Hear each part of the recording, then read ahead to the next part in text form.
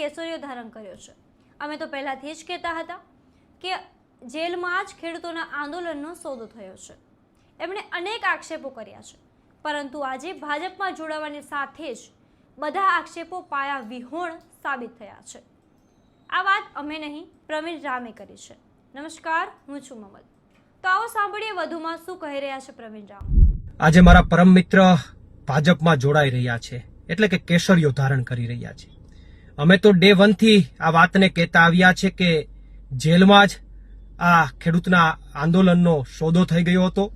ખેડૂતો સાથે વિશ્વાસઘાતની જેલમાંથી જ શરૂઆત થઈ ગઈ હતી, અને છતાં પણ મારા પરમ મિત્ર અનેક મજા આવે એવા અલગ અલગ આક્ષેપો કરતા હતા, પરંતુ આજે જ્યારે કેસરીયો ધારણ કરી રહ્યા છે ત્યારે તમામ આક્ષેપો પાયા વિહોણા સાબિત થાય છે, અને ગુજરાતના ખેડૂતોને પણ આજે વાતની પ્રતીતિ થશે કે ક્યાંક અને ક્યાંક આમ આદમી પાર્ટી સામે થયેલા આક્ષેપો તદ્દન ખોટા હતા।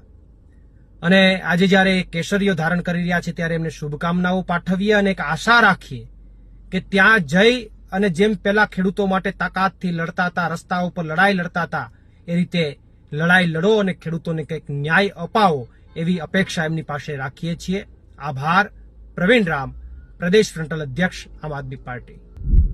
પ્રવીણ રામના રાજુ કરપડાના પ્રહાર વિશે તમે શું વિચારો છો? કોમેન્ટ કરીને અમને જરૂરથી જણાવજો। અત્યાર માટે બસ આટલું જ। ધન્યવાદ।